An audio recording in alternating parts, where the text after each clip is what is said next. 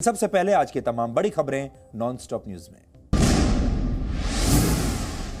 पश्चिम बंगाल के दक्षिण 24 परगना में आज बीजेपी के राष्ट्रीय अध्यक्ष जेपी नड्डा के काफिले पर हमला हुआ। टीएमसी कार्यकर्ताओं ने काफिले को रोकने की कोशिश करते हुए पथराव किया। नड्डा के काफिले में मौजूद पार्टी के महासचिव कैलाश विजयवर्गीय और मुकुल रॉय की गाड़ियों पर भी पत्थर बरसाए गए। इस हमले में कैलाश विजयवर्गीय की गाड़ी के शीशे टूट गए और ड्राइवर को भी चोट आई। इस घटना के बाद डायमंड हार्बर में एक जनसभा में जेपी नड्डा ने कहा कि टीएमसी कार्यकर्ताओं ने प्रजातंत्र का गला घोटने में कोई कोर कसर नहीं छोड़ी। टीएमसी के कार्यकर्ताओं ने और उनके गुंडों ने कोई कसर नहीं छोड़ी थी प्रजातंत्र के गले को दबाने के लिए। ये ज्यादा दिन नहीं चलने वाला है। ममता जी आपकी सरकार जाने वाली है और कमल खिलने वाला है। इसके बाद भी जेपी नड्डा ने शाम को प्रेस कॉन्फ्रेंस करके ममता सरकार पर निशाना साधा। जो ममता जी का बंगाल है वो मैंने आपको एक्सप्लेन कर दिया, वो बंगाल नहीं है। बंगाल वो है जो हम बता रहे हैं। बीजेपी अध्यक्ष 2 दिन के बंगाल दौरे पर हैं और दौरे के पहले दिन भी उनकी सुरक्षा को लेकर विवाद हुआ था। पश्चिम बंगाल बीजेपी के अध्यक्ष दिलीप घोष ने बुधवार को जेपी नड्डा की सुरक्षा में चूक को लेकर गृह मंत्रालय को चिट्ठी लिखी थी, जिसके बाद केंद्रीय गृह मंत्रालय ने नड्डा के दौरे के दौरान गंभीर सुरक्षा खामियों को लेकर पश्चिम बंगाल सरकार से रिपोर्ट मांगी थी। पार्टी अध्यक्ष जेपी नड्डा के काफिले पर हमले के बाद बीजेपी के तमाम बड़े नेताओं की प्रतिक्रिया आई है। केंद्रीय गृह मंत्री अमित शाह ने ट्वीट करके हमले की निंदा की। नड्डा जी के ऊपर हुआ हमला बहुत ही निंदनीय है। उसकी जितनी भी निंदा की जाए वो कम है। केंद्र सरकार इस हमले को पूरी गंभीरता से ले रही है। प्रदेश की शांति प्रिय जनता को जवाब देना होगा। तृणमूल शासन में बंगाल अत्याचार, अराजकता और अंधकार के युग में जा चुका है। हमले के वक्त जेपी नड्डा के साथ मौजूद पार्टी महासचिव कैलाश विजयवर्गीय ने कहा, गुंडागर्दी का जवाब बंगाल की जनता देगी। बहुत ही अक्षम्य अपराध हुआ है और इसकी जितना निंदा की जाए कम है। पुलिस की उपस्थिति में गुंडे अराजकता करते रहे। मैं समझता हूं कि कभी ऐसा लग रहा था मन में कि अपन अपने देश में है कि किसी दूसरे देश में। दिल्ली में किसानों के मुद्दे पर प्रेस कॉन्फ्रेंस करने आए केंद्रीय कृषि मंत्री किसानों पर बोलने से पहले बंगाल पर बोले। कल भी यह समाचार आया था कि जिस प्रकार की सुरक्षा आदरणीय नड्डा जी को अपेक्षित थी वह सुरक्षा नहीं मिली और आज उनके काफिले पर पथराव किया गया है। रक्षा मंत्री राजनाथ सिंह और उत्तर प्रदेश के मुख्यमंत्री योगी आदित्यनाथ ने ट्वीट कर हमले की निंदा की। केंद्रीय कृषि मंत्री नरेंद्र सिंह तोमर ने किसानों को एक बार फिर सरकार के प्रस्ताव पर विचार करने की सलाह दी।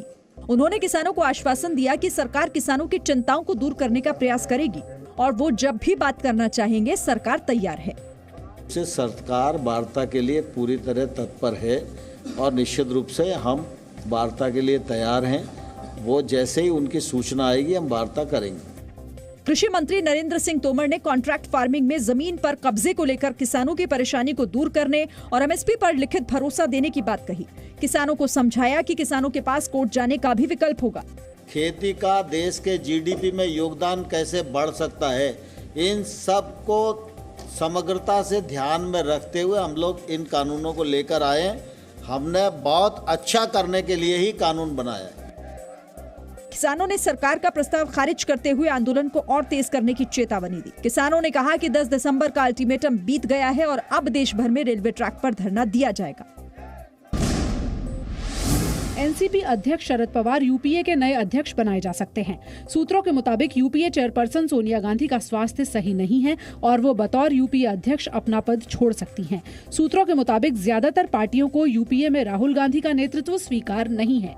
ऐसे में शरद पवार की दावेदारी सबसे बड़ी है। सूत्रों का कहना है कि शरद पवार पर महाविकास अघाड़ी की ही तरह राष्ट्रीय स्तर पर विपक्षी दलों को एकजुट करने की जिम्मेदारी होगी। प्रधानमंत्री नरेंद्र मोदी ने आज नए संसद भवन का शिलान्यास किया। मंत्रोच्चार और पूजा पाठ के साथ नए संसद के निर्माण की आधारशिला रखी गई। समारोह में सर्वधर्म प्रार्थना भी की गई। शिलान्यास के मौके पर प्रधानमंत्री मोदी ने कहा कि आने वाली पीढ़ियां गर्व करेंगी कि नई संसद आजाद भारत में बनी है।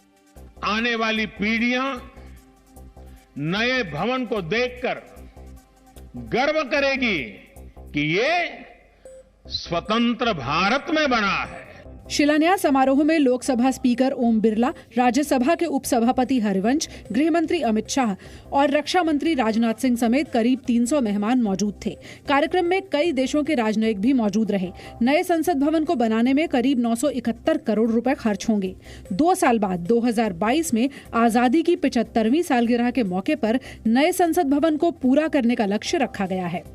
इससे सुंदर क्या होगा, इससे पवित्र क्या होगा जब भारत अपनी आजादी के 75 वर्ष का पर्व मनाए, तो उस पर्व की साक्षात प्रेरणा हमारी संसद की नई इमारत बने।